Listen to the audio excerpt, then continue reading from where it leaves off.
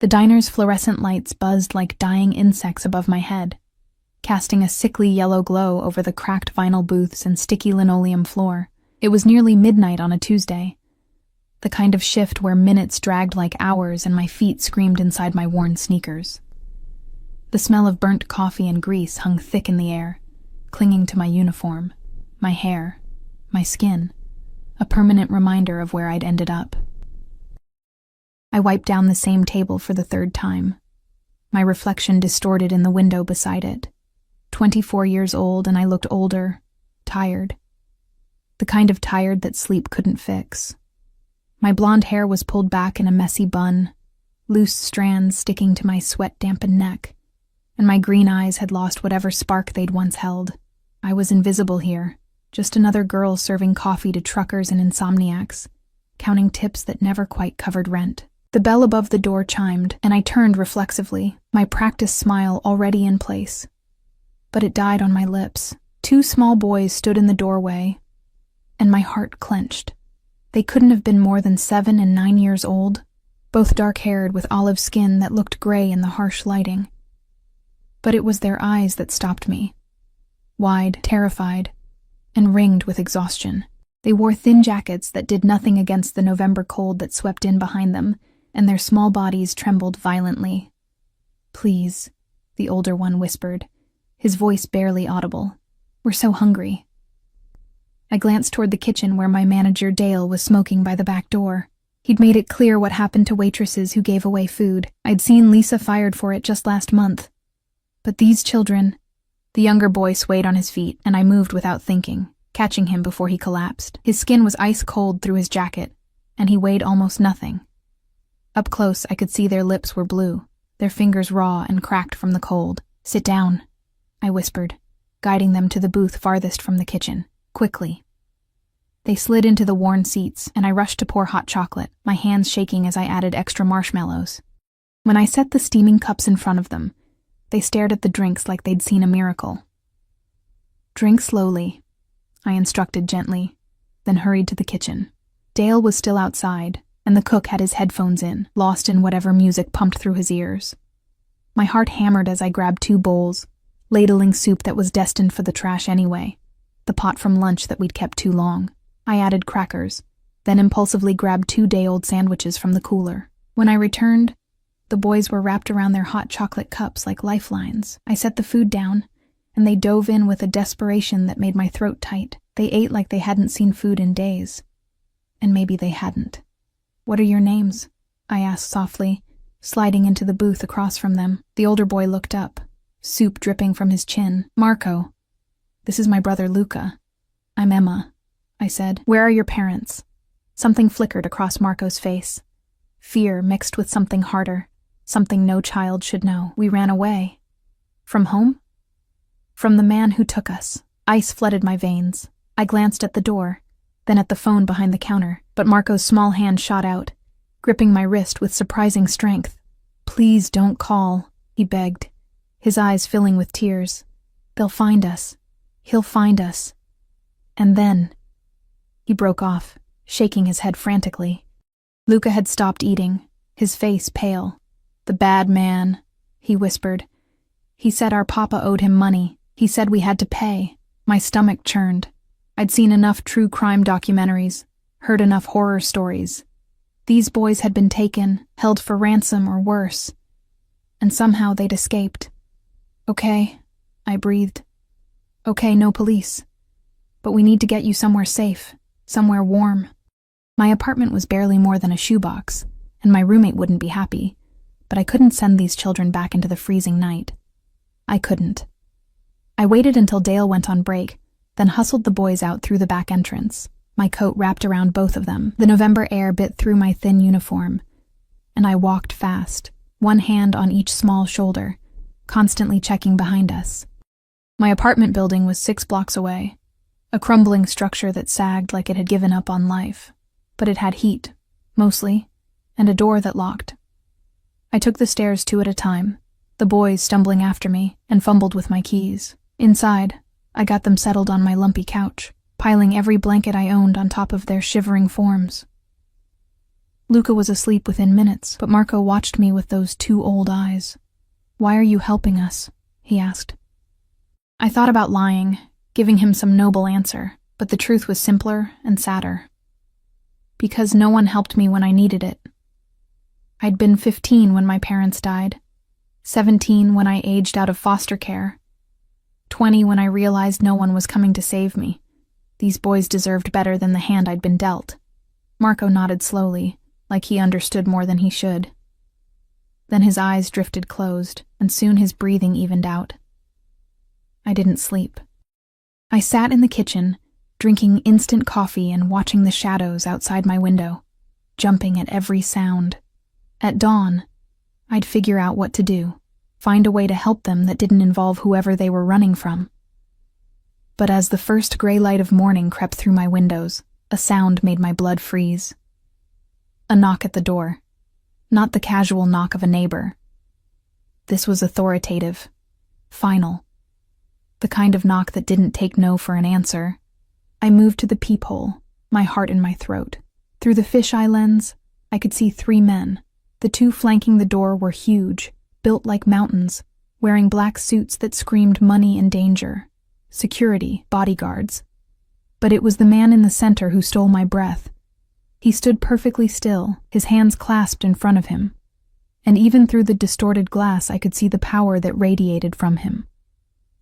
He wore a charcoal gray suit that probably cost more than 6 months of my rent, tailored so precisely it looked painted on.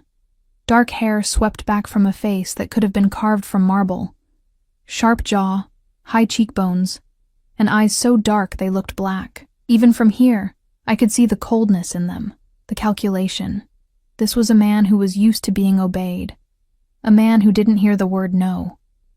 And somehow, I knew, this was the man Marco and Luca had run from, or someone sent by him. The knock came again, harder this time.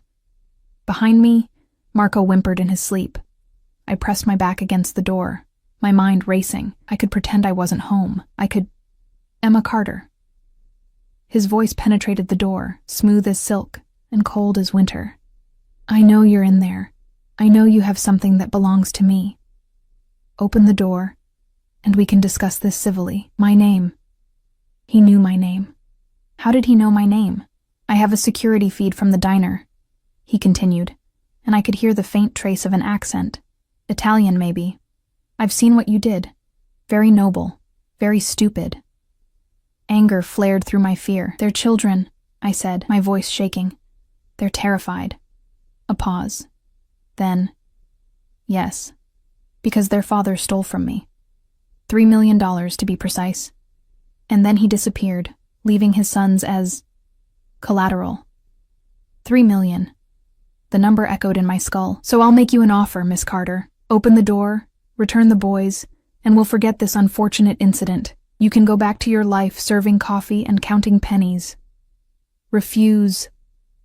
Another pause, weighted with threat, and things become complicated. My hands were shaking so badly I had to press them flat against the door. I thought about my empty bank account, my dead-end job, my life that was barely a life at all. I thought about how easy it would be to open this door, hand over 2 children, and pretend none of this had happened.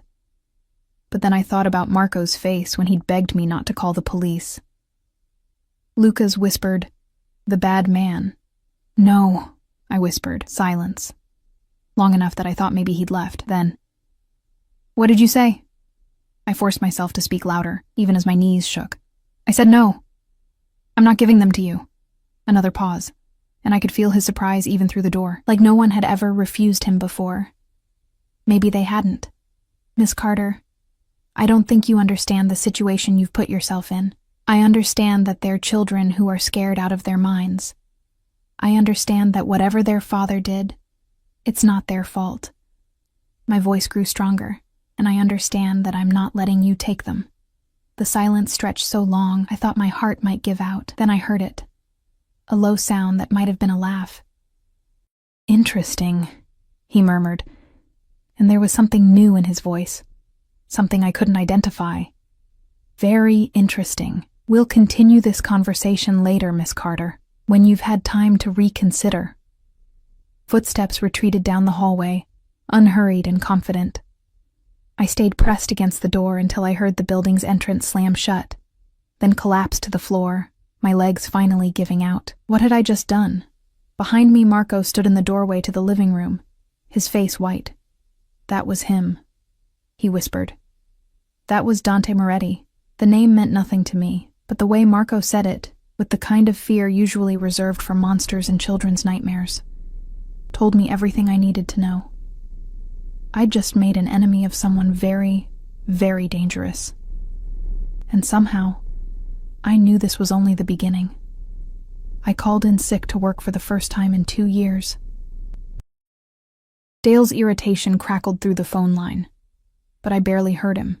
I was too busy watching the street from my window, my fingers gripping the stained curtain so hard my knuckles had gone white. Marco and Luca sat huddled on the couch, picking at the cereal I'd poured for them. Neither had spoken much since I'd told them about the man at the door. Marco just nodded, like he'd expected this, like he'd always known running was futile. "What do we do?" I asked, hating how helpless I sounded. Marco looked at me with those ancient eyes. "You should give us back. He'll hurt you if you don't." "I'm not giving you back. He always gets what he wants," the boy insisted. "Always. People who say no to Dante Moretti." He drew his finger across his throat. I swallowed hard. "There has to be someone we can call, someone who can help."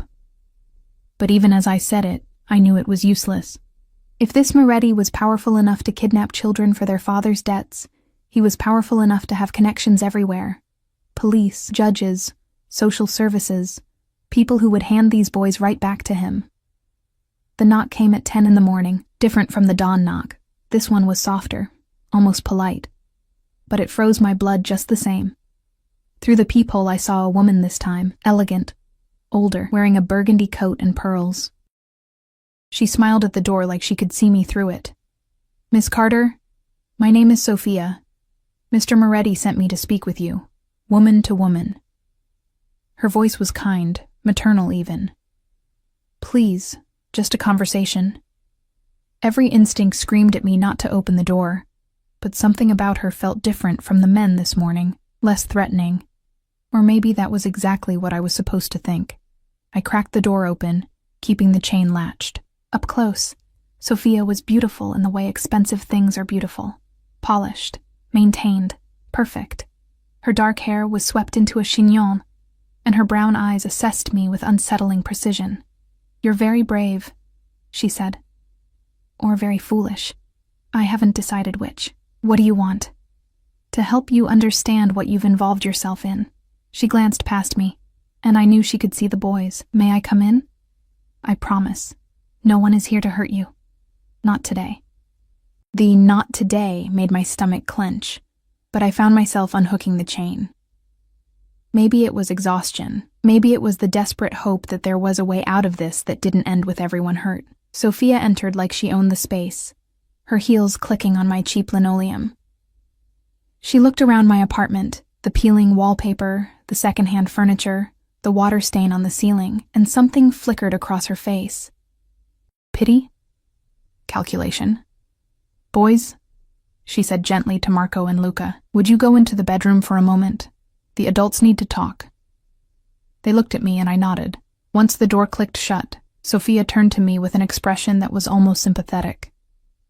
"Sit down, Kara, before you fall down." I realized I was swaying on my feet and sank into the kitchen chair. Sophia remained standing, studying me like I was a puzzle she was trying to solve. "Do you know who Dante Moretti is?" she asked. Marco said the name, that's all. Dante is the head of the Moretti family, one of the most powerful organizations on the East Coast. Shipping, real estate, construction. All legitimate, of course. Her smile was thin. On paper. My mouth went dry. He's Mafia. Such an ugly word, but yes. And the boy's father, Antonio Caruso, worked for him. Handled money. $3 million vanished from an account Antonio controlled, and then Antonio vanished with it. Sophia's eyes hardened. "In our world, Miss Carter, there are rules. When someone steals, they pay. When they can't pay, their family pays. Their children. Their leverage. Antonio loves those boys. Dante was certain that taking them would bring Antonio out of hiding. She paused.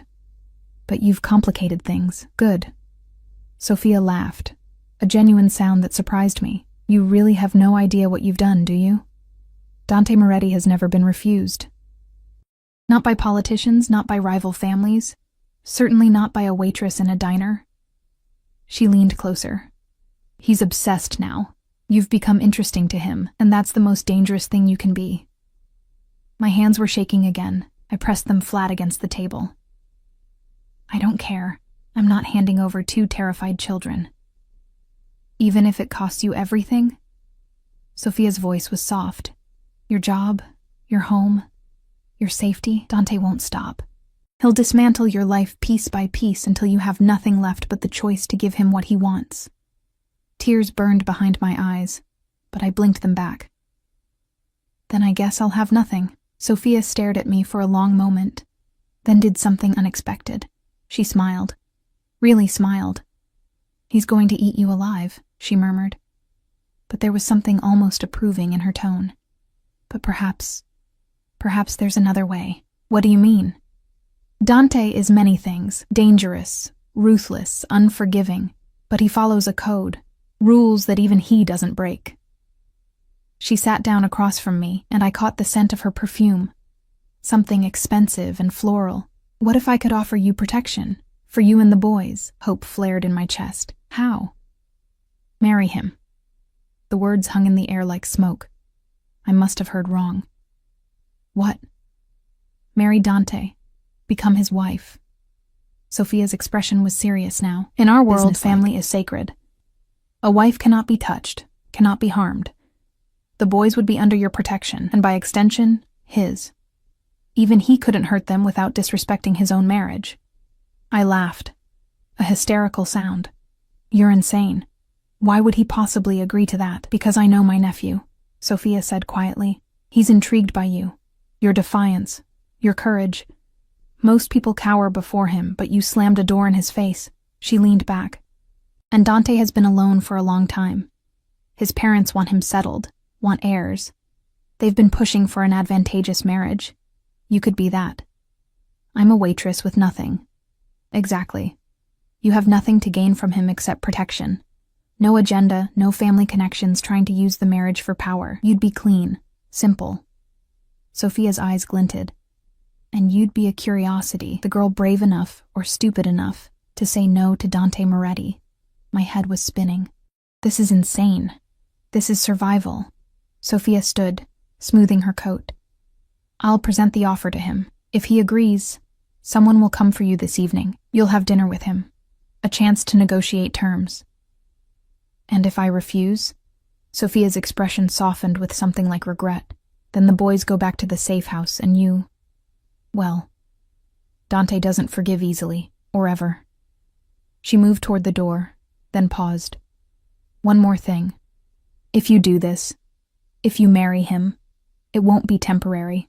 Divorce isn't an option in our world. You'll be his wife in every sense, bound to him, owned by him. She looked back at me.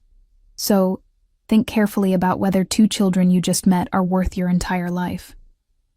The door closed behind her with a soft click. I sat frozen at my kitchen table, my mind refusing to process what had just happened. Marriage. To a mafia boss. To a man who terrified me, who'd kidnapped children, who probably had blood on his hands. But those children were in my bedroom, trusting me to protect them. The afternoon crawled by in agonizing slowness. I tried to think of alternatives, of someone I could call, somewhere I could run. But Sophia was right. I had nothing. No money for a lawyer, no connections to powerful people, nowhere to hide that Moretti couldn't find me. At 6 o'clock, the knock came again. This time, one of the huge men from this morning stood in the hallway, his expression neutral. Miss Carter, Mr. Moretti requests your presence for dinner. A car is waiting. My legs felt like water as I stood. I turned to Marco and Luca, who'd been silent all day, listening to everything. Stay here, I told them. Lock the door. Don't open it for anyone but me. Marco grabbed my hand. Don't go. Please, he's dangerous. I know. I knelt down, meeting his eyes. But this might be the only way to keep you safe. Both of you. In the hallway, the bodyguard, if that's what he was, led me downstairs to a black SUV with tinted windows. The interior smelled like leather and money, and I felt completely out of place in my jeans and secondhand sweater. We drove through the city as twilight fell, the streetlights flickering to life. I watched my neighborhood disappear, replaced by increasingly upscale areas, until we pulled up to a restaurant I'd only seen in magazines. The kind where reservations required a 2-month wait and a second mortgage. The bodyguard opened my door. Mr. Moretti is waiting inside. My heart hammered as I walked through the entrance. The maitre d' took one look at me and somehow knew exactly where I was going, leading me through the elegant dining room to a private area in the back. And there he was. Dante Moretti sat at a table set for 2, a glass of red wine in his hand. In the warm lighting, he was even more striking than he'd been in my hallway. Dark eyes that missed nothing, sharp features softened slightly by the candlelight, broad shoulders that filled his black suit perfectly. He stood as I approached, a gesture of politeness that seemed incongruous with everything I knew about him. "Miss Carter." His voice was the same as through the door, smooth, cultured, with that faint accent that made my name sound exotic. "Thank you for joining me, like I'd had a choice." He pulled out my chair, and I sat because my legs wouldn't hold me anymore. Up close, I caught his scent, something expensive and masculine, cedar and spice, mixed with the faint smell of cigarette smoke.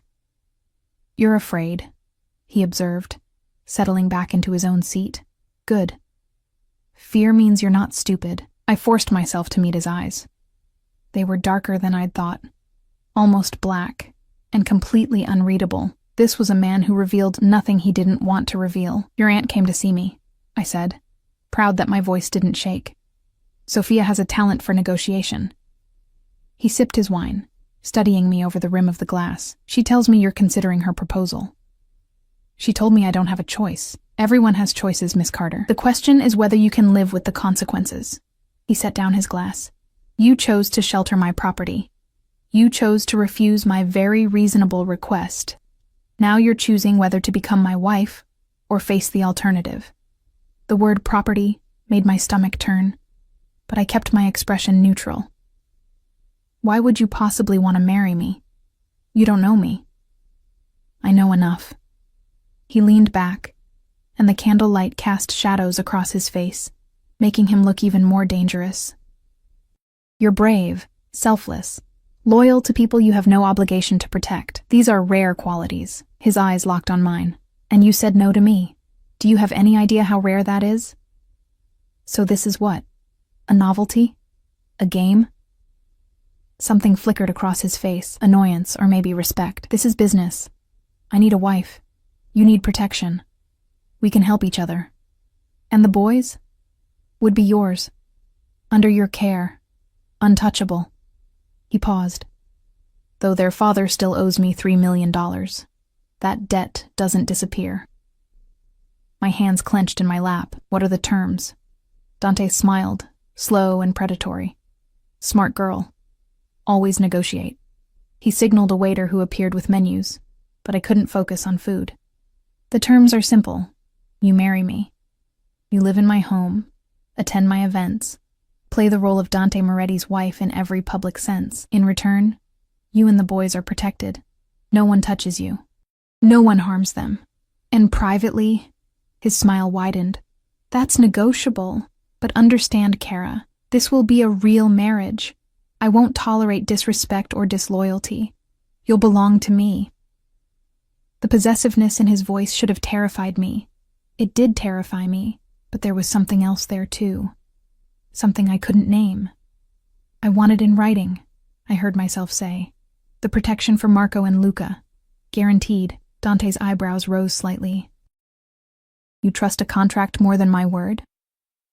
"I don't know you well enough to trust anything." He laughed, a genuine sound that transformed his face for just a moment. "Fair enough. You'll have your contract." He leaned forward, and I caught that scent again, intoxicating and dangerous. "But know this, Emma Carter. Once you're mine, you're mine. There's no going back, no escape, no divorce. You'll wake up next to me every day for the rest of your life. His words wrapped around me like chains. Beautiful and terrible. "When do you need an answer?" I whispered. "Now."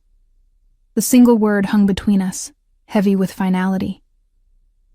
I thought about my empty apartment, my dead-end life, the two boys who'd looked at me with desperate hope. I thought about having nothing left to lose. "Yes," I breathed. "I'll marry you."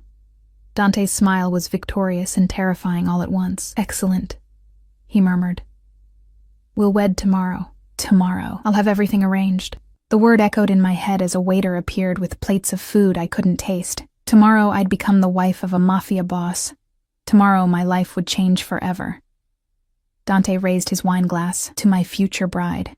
I picked up my own glass with shaking hands, and as our glasses touched, I saw something flicker in his dark eyes.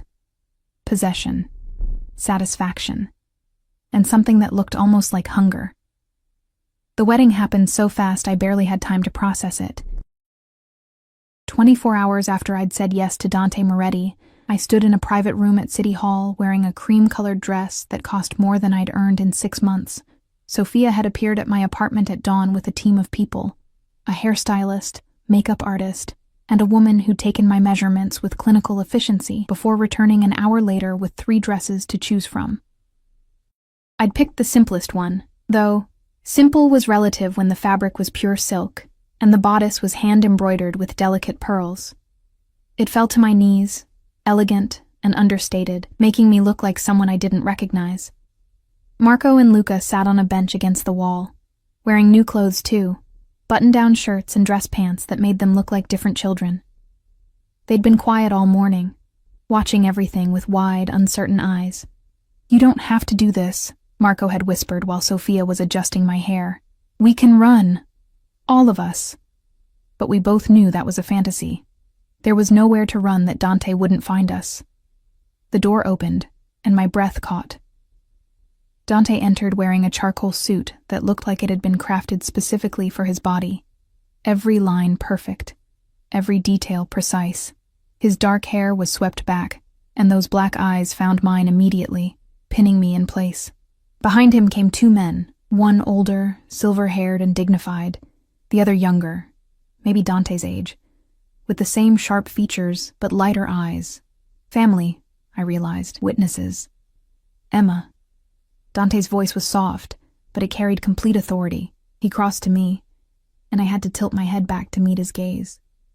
"You look beautiful." It should have been a compliment. Instead, it felt like he was cataloging his acquisition. He took my hand. His was warm, calloused in a way that surprised me, and led me to where a judge waited, an older woman with kind eyes that didn't match the speed and efficiency of the ceremony. The words blurred together. I heard myself say "I do" when prompted, heard Dante's deep voice echo the same words. A ring appeared on my finger, a simple platinum band that felt heavy as a shackle. Dante wore a matching one, and something about seeing it on his hand made this feel suddenly, terrifyingly real. "You may kiss your bride." Dante's hand came up to cup my jaw, tilting my face toward his. His touch was surprisingly gentle, but there was no mistaking the possession in it. He leaned down, and I closed my eyes instinctively. His lips met mine, soft at first, then firmer, claiming. The kiss lasted only seconds, but I felt it everywhere. A brand, a promise, a warning. When he pulled back, his thumb brushed across my cheekbone, and his eyes held something dark and satisfied. "Mine," he murmured, so quietly only I could hear. Papers were signed. The older man, Dante's father, I learned, clapped him on the shoulder with a smile that didn't reach his eyes. The younger man, his brother Nico, studied me with open curiosity, and just like that, I was Emma Moretti. The name felt foreign, like a costume that didn't fit. Dante's hand settled on the small of my back as he guided me out to the waiting SUV. Marco and Luca climbed in ahead of us, and I slid into the leather seat, hyper-aware of Dante beside me, his thigh pressed against mine in the confined space. "Where are we going?" I asked as the vehicle pulled away from City Hall. "Home." He didn't look at me, instead checking his phone, his fingers moving efficiently across the screen. "Your things have already been moved. My things." The few boxes of belongings I owned were probably already lost in whatever mansion he called home. We drove for 30 minutes, leaving the city behind for an area of sprawling estates hidden behind tall gates and manicured hedges. When we finally turned through a set of iron gates, my breath caught. The house, no, estate, rose before us like something from a movie. 3 stories of cream-colored stone, with tall windows that gleamed in the late afternoon sun, surrounded by perfectly maintained grounds that seemed to stretch forever. "This is where you live?" The words slipped out before I could stop them. Dante glanced at me, and I saw amusement flicker across his face. "This is where we live now. You're the lady of this house, Emma. You should get used to it." The SUV stopped in front of a grand entrance where staff waited. Actual staff, in uniforms, standing at attention. I felt Marco press closer to me as we climbed out, and I took his hand instinctively. A woman stepped forward, older, with steel-gray hair and a no-nonsense expression. "Welcome home, Mr. Moretti, Mrs. Moretti." She nodded to me, and hearing that title made my stomach flip. "I'm Mrs. Chen, the head housekeeper. If you need anything, you need only ask." "Thank you," I managed. Dante's hand returned to my back, that possessive touch that seemed to be his default. "Mrs. Chen will show you and the boys to your rooms. I have business to attend to." He leaned close, his breath warm against my ear. "We'll have dinner at 8. Formal dining room. Don't be late." Then he was gone, striding into the house with 2 of his men flanking him, already on his phone, already back to whatever dangerous business consumed his days. Mrs. Chen's expression softened slightly as she looked at me. "Come, I'll give you the tour." The house was a maze of elegant rooms, each more beautiful than the last. Marble floors, crystal chandeliers, artwork that probably cost more than my entire life savings. Mrs. Chen pointed out the library, the formal dining room, the sitting rooms, plural, and a dozen other spaces I knew I'd get lost trying to find again. Finally, she led us upstairs to a hallway, lined with doors. "The boys' rooms," she said, opening 2 adjacent doors to reveal spaces that made my throat tight. Each room was huge, with a proper bed, desk, shelves, and toys already arranged. Someone had thought ahead, had known these children were coming. Marco and Luca stood frozen in the doorway of the first room, like they were afraid to enter. "Go ahead," I encouraged softly. "It's yours." They moved slowly, touching things with hesitant fingers, and I saw tears slide down Luca's face. When was the last time they'd had a real room? A real home? Mrs. Chen touched my arm gently. "Your suite is this way, my suite." The words should have been exciting. Instead, dread pooled in my stomach. She opened a set of double doors at the end of the hall, and I stepped into what could only be described as luxury. The sitting area alone was bigger than my entire apartment had been, decorated in soft creams and golds. Through another doorway, I could see a bedroom with a massive 4-poster bed, and beyond that, a bathroom with a tub that looked deep enough to swim in. "Your things are in the closet," Mrs. Chen said, "though I imagine you'll want to do some shopping. Mr. Moretti has arranged for an account." She paused at the door. "Dinner is at 8. Someone will come to escort you down. Do you need anything else?" I shook my head, unable to speak. When she left, I sank onto the edge of the bed and finally let myself feel everything I'd been holding back. Terror. Disbelief. A surreal sense that this was happening to someone else. I'd married a stranger, a dangerous, powerful stranger who now owned me in every legal sense. The door opened without warning, and I jumped to my feet. Dante stood in the doorway, having shed his jacket and loosened his tie. He looked less formal now, but no less intimidating. His eyes swept over me, taking in my position on the bed, and something flickered across his face. "Settling in?" he asked, stepping inside and closing the door behind him. The click of the lock made my pulse spike. "The boys, they need me," I said quickly. "They're scared in a new place." "The boys are fine. Mrs. Chen is with them." He moved closer, and I had to fight the urge to back away. "We need to discuss expectations." "Expectations?" He stopped a few feet away, studying me with those dark, unreadable eyes. "You're my wife now, Emma. That comes with certain responsibilities." My mouth went dry. The contract protects the boys, makes sure no harm comes to them. His voice was soft but firm. But it doesn't change what you are to me, what you agreed to become. I agreed to marry you, to play the part in public, and in private. He took another step forward, and now I could smell that scent again. Cedar and spice and danger. Do you think I'd settle for a wife in name only? Fear and something else, something I didn't want to examine, coiled in my stomach. I don't know you. Then get to know me. His hand came up, fingers trailing along my jaw the same way they had during our kiss. His touch was gentle, but there was steel beneath it. I'm not a patient man, Emma, but I'm not a monster. I won't force you. His thumb brushed my lower lip, and my breath hitched. But I will have you. Eventually. Willingly. You'll come to me because you want to, not because you have to.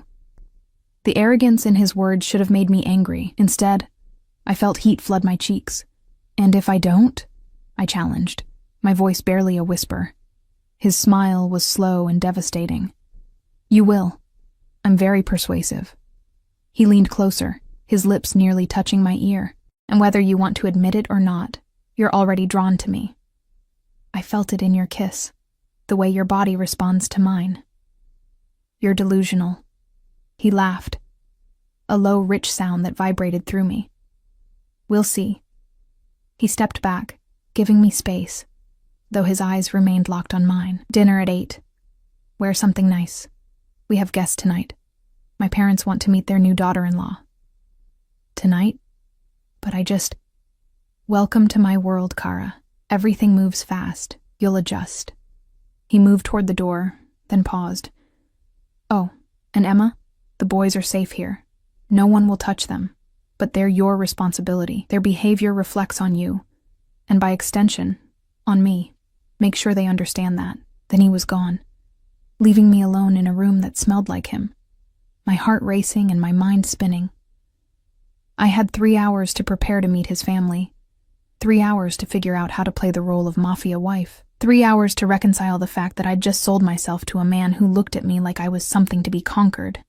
I checked on Marco and Luca. They were in Marco's room, exploring cautiously, before returning to my suite. In the massive closet, I found my few pieces of clothing hanging alongside dozens of new items, all in my size, all expensive and beautiful.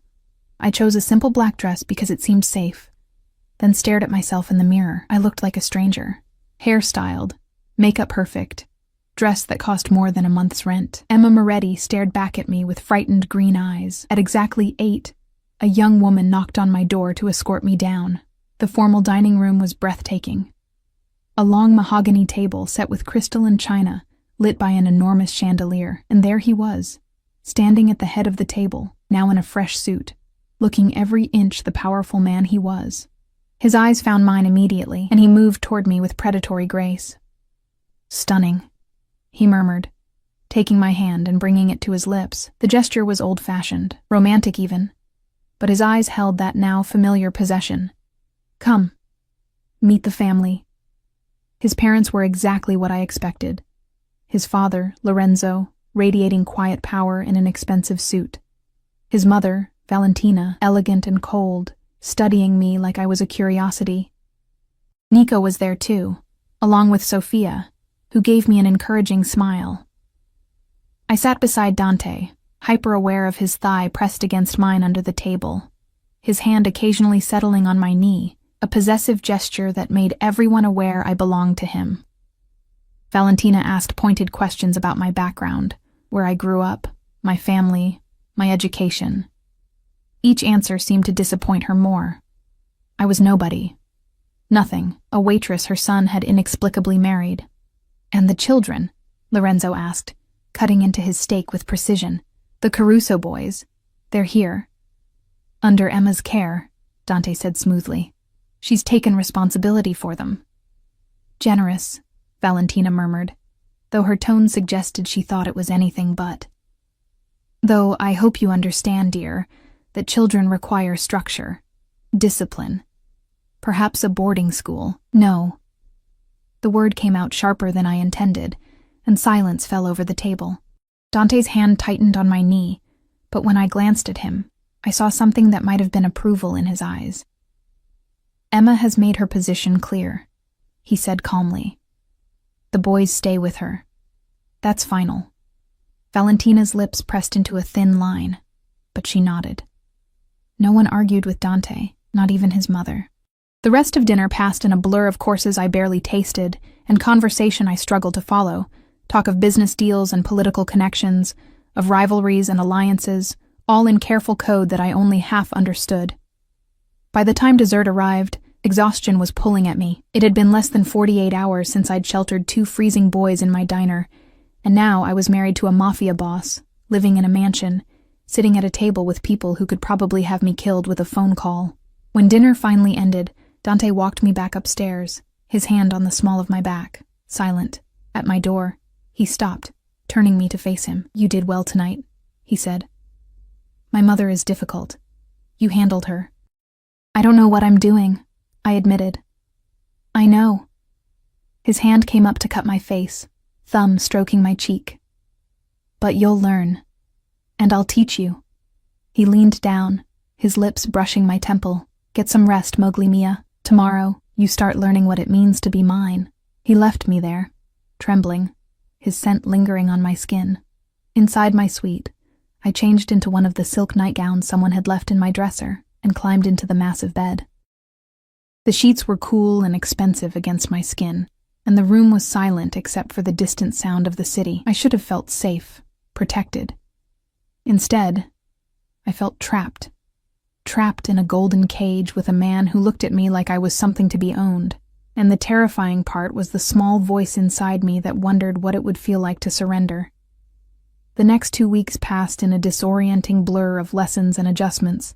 Sophia became my constant companion, teaching me everything I needed to know about being Dante Moretti's wife, how to dress for different occasions. Casual family dinners required elegant simplicity. Charity events demanded designer gowns. Business meetings called for sophisticated power dressing. How to speak. Never volunteer information, never discuss Dante's business.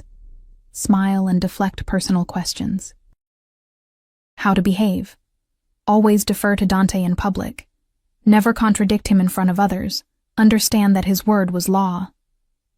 You're a reflection of him now, Sophia explained one afternoon, as we sat in the sunroom, going through my new wardrobe. Everything you do, everything you say, it all reflects on Dante. His enemies will look for weaknesses. His rivals will try to use you. You must be perfect. Perfect. The word haunted me. Marco and Luca were adjusting better than I was. They had a tutor now, a kind older man named Mr. Gallo, who came every morning to teach them. They ate regular meals, slept in warm beds, and slowly, the terror was leaving their eyes. Marco still watched everything carefully, still flinched at loud noises, but Luca had started to smile, actually smile. That alone made everything worth it. But Dante was everywhere and nowhere. He left before dawn most mornings, his side of the bed. Our bed, I had to keep reminding myself, already cold when I woke. Yes, after the 3rd night, he'd simply appeared in my room at midnight, informed me that separate bedrooms sent the wrong message to the household, and proceeded to claim his space beside me. He didn't touch me beyond the occasional brush of his hand, but sleeping next to him was its own form of torture. I was hyper-aware of every breath, every movement, the heat radiating from his body just inches away. He'd return for dinner most nights, always impeccably dressed, always with that commanding presence that made everyone snap to attention. He'd ask about my day, listen with apparent interest to my halting descriptions of lessons with Sophia, then retreat to his office for hours of phone calls in Italian that I couldn't understand.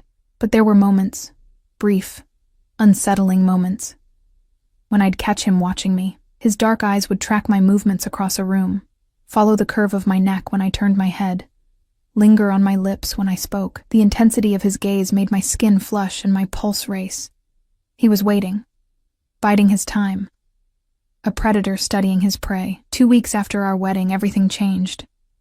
I was in the library with Marco and Luca, reading to them, something I'd started doing every afternoon.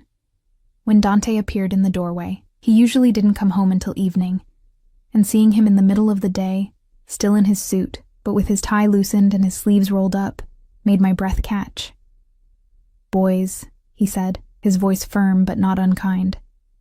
Mrs. Chen needs help in the kitchen. She's making cookies. It was clearly a dismissal. Marco looked at me, and I nodded. They scampered off, leaving me alone with my husband. Dante closed the door and leaned against it, studying me with an expression I couldn't read. We need to talk. My stomach dropped. About what? Antonio Caruso has made contact. The room seemed to tilt. The boy's father? He wants to negotiate. For his sons. Dante pushed off the door, moving toward me with that controlled grace. He's offered half the money back, $1.5 million, in exchange for Marco and Luca.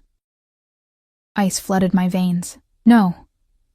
That wasn't a question, Emma. I'm telling you what's happening. He stopped in front of me, close enough that I had to tilt my head back to meet his eyes. Antonio will meet me tomorrow night. A neutral location. He'll bring the money, and we'll discuss terms. There are no terms. The boys stay here. With me. My voice shook, but held firm. That was the agreement. Something flickered across his face. Surprise, maybe, or respect. The agreement was that they'd be under your protection. And they are. But Antonio is their father, Emma. He has rights. He abandoned them. He used them as collateral. I stood, my hands clenched into fists. You saw how terrified they were. You think Marco wants to go back to a man who gambled with their lives? What I think doesn't matter. In our world, your world is wrong. The words exploded out of me, months of fear and frustration finally breaking free. Your world treats children like property, like bargaining chips. Marco is 9 years old, Dante. 9. And he's already seen things no child should see. If you send him back, Dante's hand shot out, gripping my wrist.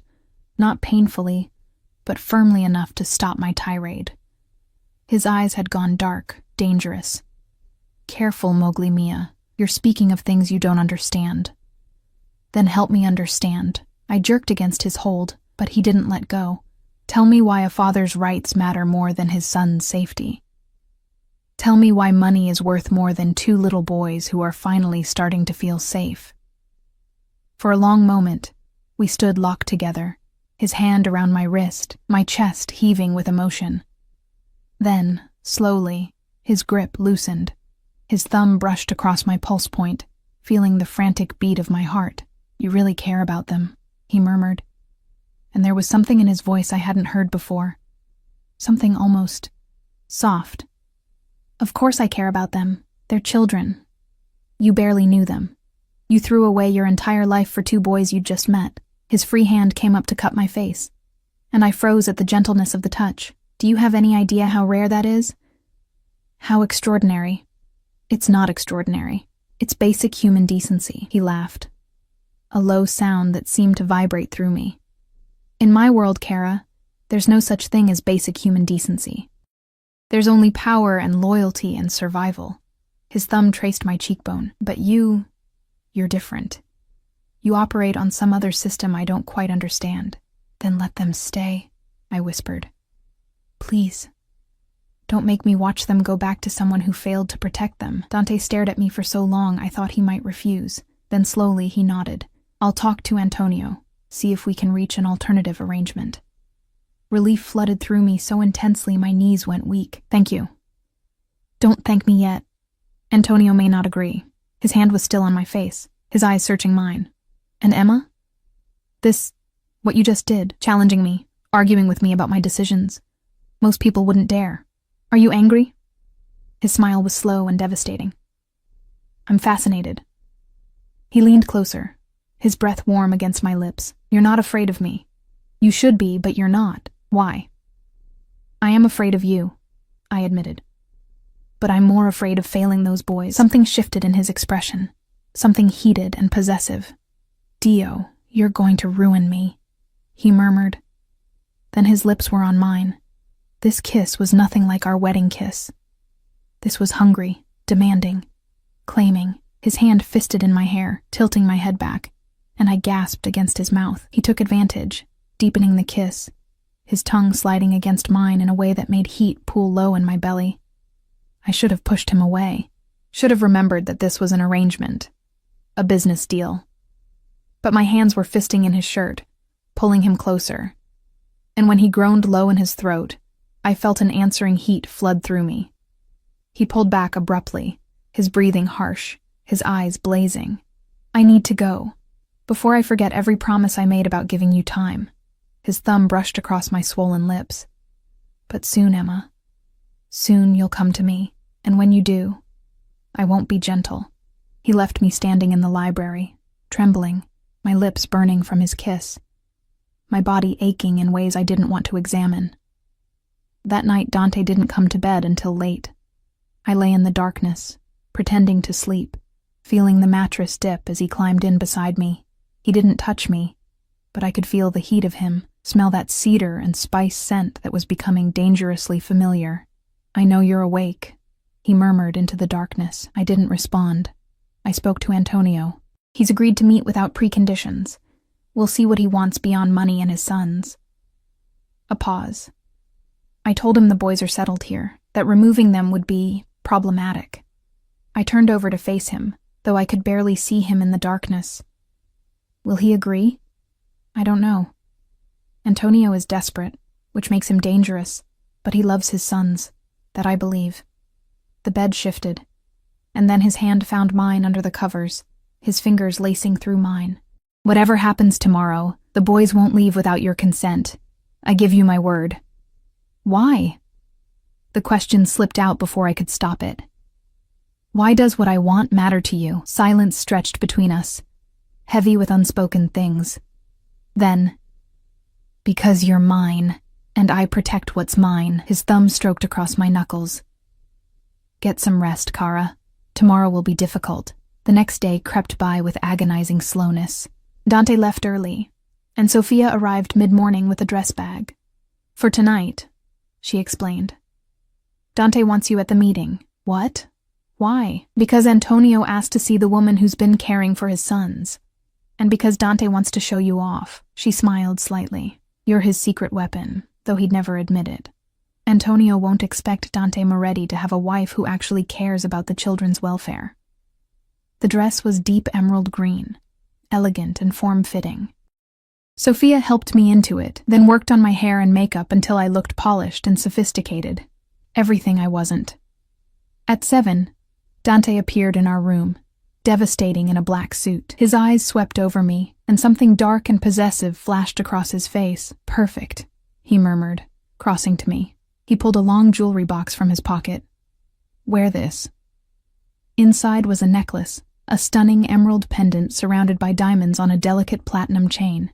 It probably cost more than I'd earn in several lifetimes. He fastened it around my neck himself, his fingers brushing my nape in a touch that felt intentional. In the mirror, we looked like a matched set, powerful, wealthy, untouchable. Remember, he said softly, his eyes meeting mine in the reflection. In front of Antonio, you're my wife, my partner. Whatever I say, you support. Understood? I nodded, my throat tight. The meeting was at a restaurant, not the elegant place where we'd had dinner, but something more discreet, with private rooms and security that was visible but not obvious. Dante's hand stayed on my back as we walked through, his men flanking us. Antonio Caruso was already waiting in a private room, and I sucked in a breath.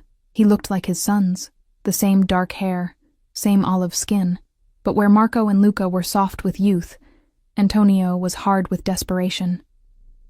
His eyes were sunken, his movements twitchy. A man at the end of his rope. Those eyes found me immediately, widening. You're her, the waitress. I'm Emma Moretti, I corrected, proud of how steady my voice was. Your sons are safe, happy, they're being cared for. They belong with me. But there was no conviction in his voice, only grief. Dante guided me to a chair, then sat beside me, his posture relaxed but his eyes sharp. You stole from me, Antonio, $3 million. That's not the kind of debt that goes away. I know. Antonio ran his hands through his hair. I was desperate. My wife, she needed surgery, experimental treatment not covered by insurance. I thought I could borrow it, pay it back before anyone noticed. You thought wrong. Please. Antonio's voice broke. I have half. $1.5 million. Take it. Take all of it. Just let me see my boys. Let me know they're okay. Dante leaned back, his hand finding my thigh under the table. A possessive, grounding touch. The boys can stay where they are, under Emma's care. You'll see them once a month, supervised, and you'll work off the remaining debt. Work it off how? You're good with numbers. I have businesses that need auditing. Legitimate businesses, Dante added. You'll work for me. 5 years. At the end, your debt is clear, and we can discuss custody arrangements. Antonio's face crumpled with relief and despair. 5 years? Or I can take the money and you never see Marco and Luca again. Your choice. I squeezed Dante's hand under the table, and he glanced at me. I saw the question in his eyes and nodded slightly. They can visit you too, I heard myself say. Once a month. At your place. If it's safe. They should know their father. Antonio's eyes filled with tears. Thank you, he whispered. Thank you. The rest of the meeting was details. Arrangements, schedules, payment plans. Through it all, Dante's hand stayed on my thigh, a constant reminder that I was his, that we were in this together. When we finally left, the night air was cool against my flushed skin. In the car, Dante pulled me against him, his arm around my shoulders. You surprised me, he murmured against my hair, offering visitation. That was generous. They need their father, even if he made mistakes. Everyone makes mistakes, Kara. The question is whether they survive them. His hand tilted my face toward his. You're turning out to be exactly what I needed. Even if I didn't know I needed it. His kiss was softer this time, but no less possessive. And when his hand slid up my thigh, bunching the fabric of my dress, I didn't stop him. The drive home felt endless. Every touch, every heated look, built tension between us until the air felt thick with it. When we finally arrived, Dante dismissed his men with a gesture, then turned to me with eyes that promised everything. Upstairs, he commanded softly. Now. And for the first time, I went willingly. The bedroom felt different tonight, charged with an energy that made my skin hypersensitive and my breath shallow. Dante closed the door behind us with a quiet click that sounded like finality, like a decision made. He shrugged off his jacket, tossing it over a chair, then turned to face me. The lamplight cast shadows across his face, making him look even more dangerous, more compelling. His eyes never left mine as he slowly unknotted his tie, pulling it free with deliberate precision. Are you afraid?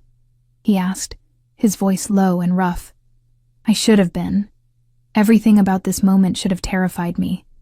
The predatory way he moved, the heat in his dark eyes, the fact that I barely knew this man who now had every legal right to me.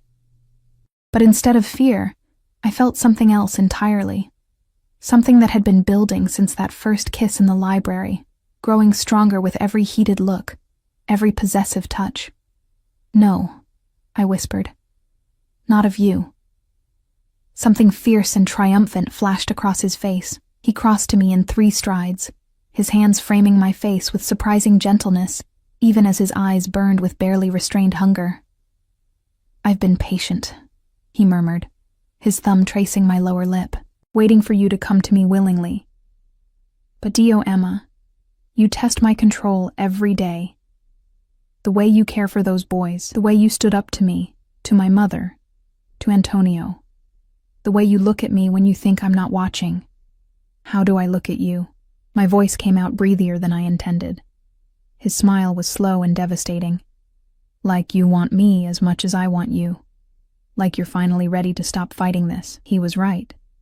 Somewhere between the wedding and tonight, between his unexpected kindness to Marco and Luca and the way he'd held my hand in the darkness, I'd stopped seeing him as just a dangerous stranger.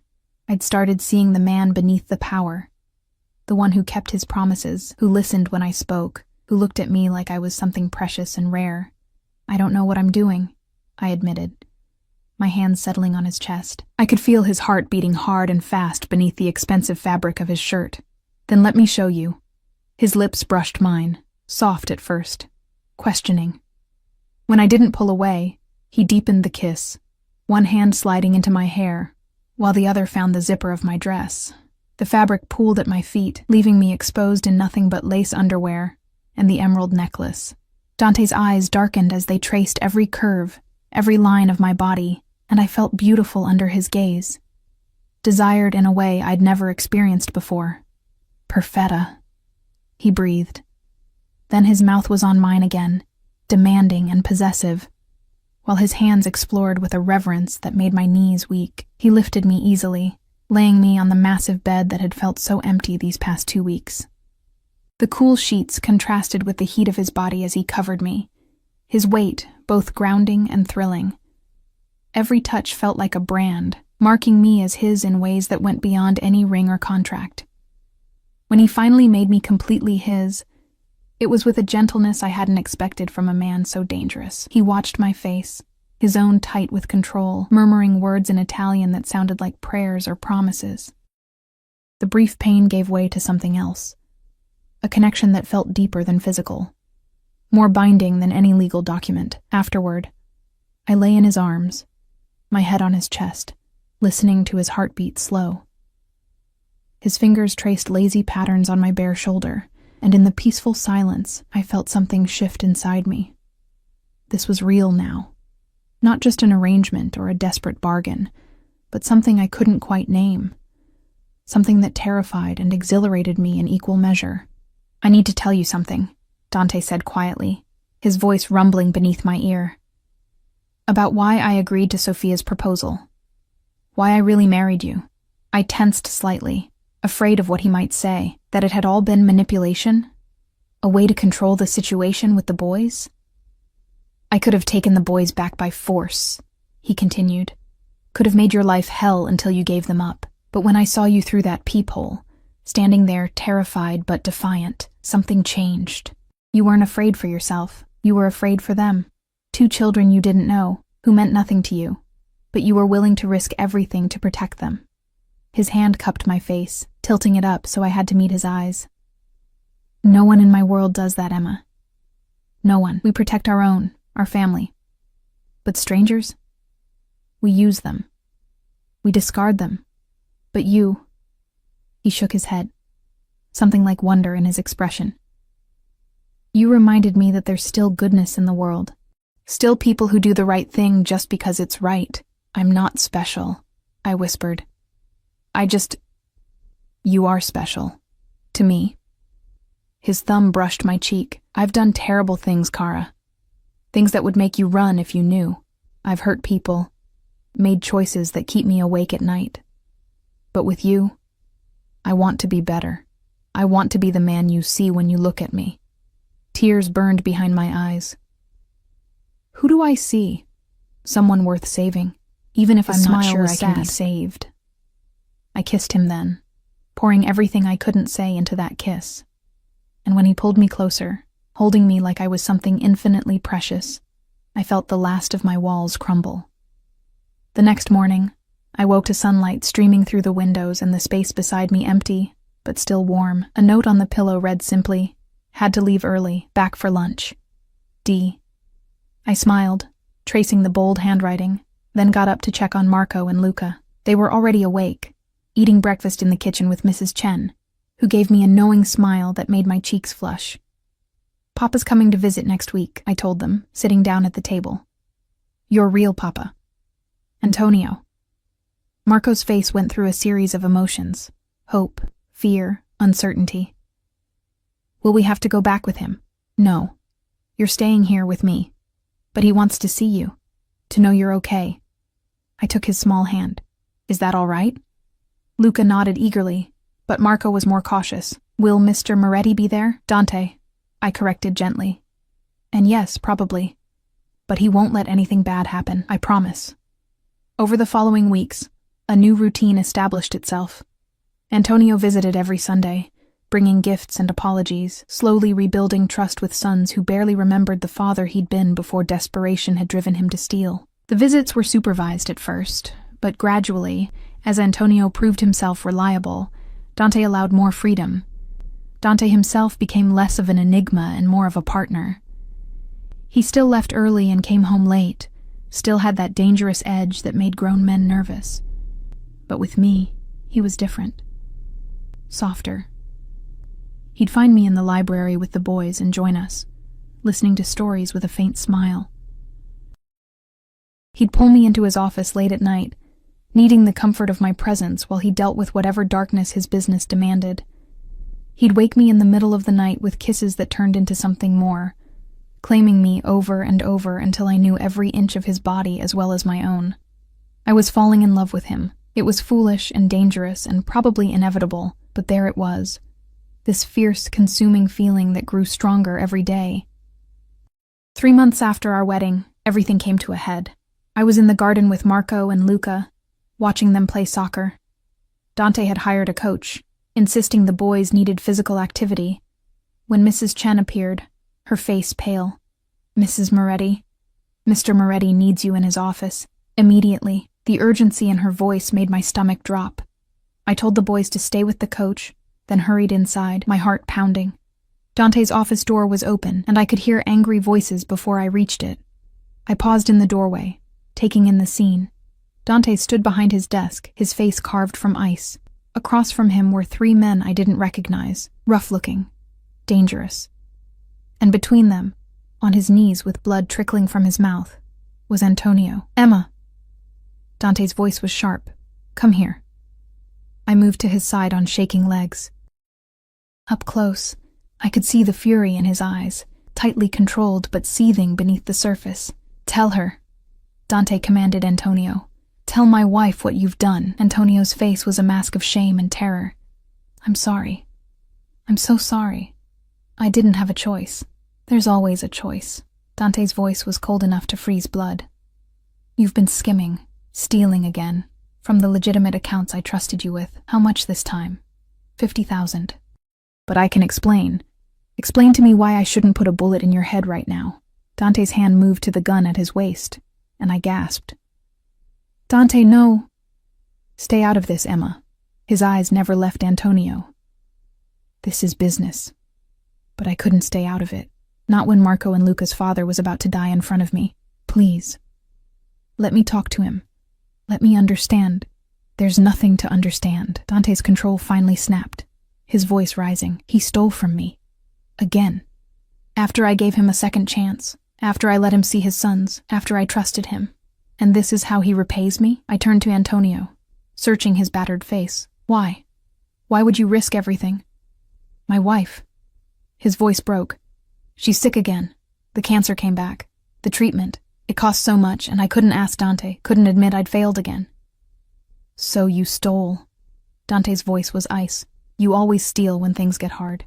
It's what you do." "I was going to pay it back. I swear, I just needed time? Another chance? How many chances do you think you deserve?" Dante pulled the gun, pointing it directly at Antonio's head, and my world narrowed to that single moment. "Stop!" I stepped between them, my hands raised. "Please, Dante. Don't do this." His eyes locked on mine, blazing with fury.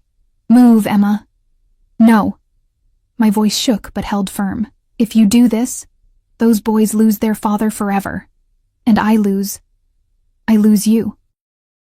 Something flickered across his face. "What are you talking about?"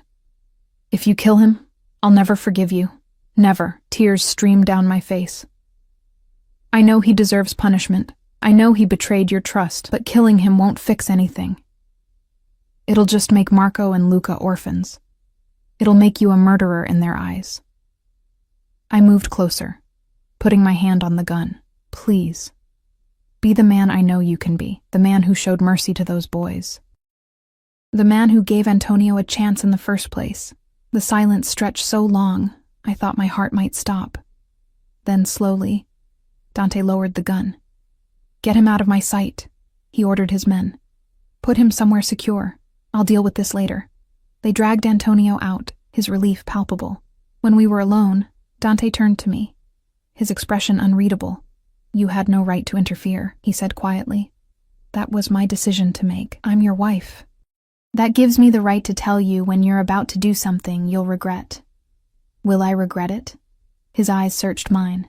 "He's a thief, Emma, a repeated offender. In my world, that's a death sentence." "Then change your world." I stepped closer, my hands on his chest. "You have the power to do that, to show mercy, to be better than the violence you were raised with." He stared at me for a long moment, then pulled me against him. holding me so tightly I could barely breathe. "You're going to ruin me," he murmured into my hair. "Turn me soft." "No. I'm going to make you stronger." That night, after hours of tense phone calls and negotiations, Dante came to bed exhausted. He pulled me against him, his face buried in my neck. "Antonio will work off the debt," he said quietly. "All of it. It'll take 10 years, maybe more. He'll be monitored, controlled, given only enough money for his wife's treatment and basic living expenses. And he'll only see the boys under strict supervision." "Thank you," I whispered. "Don't thank me. I'm still angry, still want to put a bullet in him for betraying me again." His arms tightened around me. "But you were right. Killing him would have destroyed something between us. And I can't lose you, Emma. I won't." I turned in his arms, seeing the vulnerability in his eyes that he rarely showed. "You won't lose me. I'm not going anywhere. Promise me." His hand cupped my face. "Promise me you'll stay, no matter what you learn about me, no matter what darkness you see." I promise. And I meant it with everything in me. 6 months later, everything had changed, and nothing had changed. I was no longer the invisible waitress counting pennies. I was Emma Moretti, wife to one of the most powerful men on the East Coast. I attended charity galas in designer gowns, hosted dinners for business associates, and learned to navigate the dangerous waters of Dante's world with increasing confidence. Marco and Luca thrived. Marco was excelling in his studies, and Luca's nightmares had finally stopped. They saw Antonio monthly, supervised visits where he brought books and stories, and slowly became a father again, rather than a desperate stranger. And Dante had become my everything, my husband, my lover, my partner in ways I'd never imagined possible. He still had that dangerous edge, still commanded rooms with his presence, but with me, he was vulnerable, real. He told me about his childhood, about the violence he'd witnessed, the choices he'd been forced to make. And I listened without judgment, understanding that he was a product of his world, but choosing every day to be better than it demanded. On our 6-month anniversary, he took me to the same restaurant where he'd proposed our arrangement, but this time, there was no negotiation, no contract. "I have something for you," he said, pulling a small box from his pocket. Inside was a new ring, a stunning emerald surrounded by diamonds, far more elaborate than the simple wedding band I wore. "You married me out of necessity," he said, sliding it onto my finger beside the first ring. "This is because I choose you, because I love you, because I can't imagine my life without you in it." Tears blurred my vision. "I love you too. So much it terrifies me." His smile was genuine, transforming his usually serious face. "Good. Fear means you understand what we have, how rare it is, how worth protecting." He kissed me then, deep and possessive and full of promise. And as I kissed him back, I thought about the terrified waitress who'd sheltered 2 freezing boys, never imagining it would lead here, to love, to family, to a life beyond anything I'd dreamed possible. "Take me home," I whispered against his lips. "We are home," he murmured back. "Wherever we are together, that's home." And as we left the restaurant, his hand warm in mine, I knew he was right. I'd found something I'd been searching for my entire life without knowing it. A place to belong, people to protect, and a love fierce enough to survive anything. The life of a mafia wife wasn't easy. There were still dangers lurking in shadows, still rivals who saw me as a weakness to exploit, still moments when Dante's world threatened to consume everything good we'd built. But we faced it together, bound by love stronger than any contract, protected by loyalty deeper than any law. Marco and Luca would grow up safe and loved, with 2 imperfect parents doing their best to give them the childhood they deserved. Antonio would slowly earn back his dignity, working honestly for the first time in years. And Dante and I would build a life, complicated and messy and sometimes frightening, but ours. That night, wrapped in Dante's arms in our bed, I thought about the moment everything changed. A cold Tuesday night, 2 frightened boys, and a choice that had seemed so simple at the time. To show kindness when cruelty was easier. It had cost me everything I'd known, and given me everything I'd never dared to hope for. "What are you thinking?" Dante murmured, his fingers tracing lazy patterns on my bare shoulder. That I'd do it all again, I said. Every choice, every risk, it all led here, to you. His arms tightened around me, then we're both lucky. Because I'd move heaven and earth to find my way back to you. Outside, snow began to fall. The first of winter. But inside our home, wrapped in the warmth of the life we'd built, and the love we'd fought for, I'd never felt safer. This was my happy ending. Not perfect. Never simple, but real and hard-won and absolutely perfectly mine.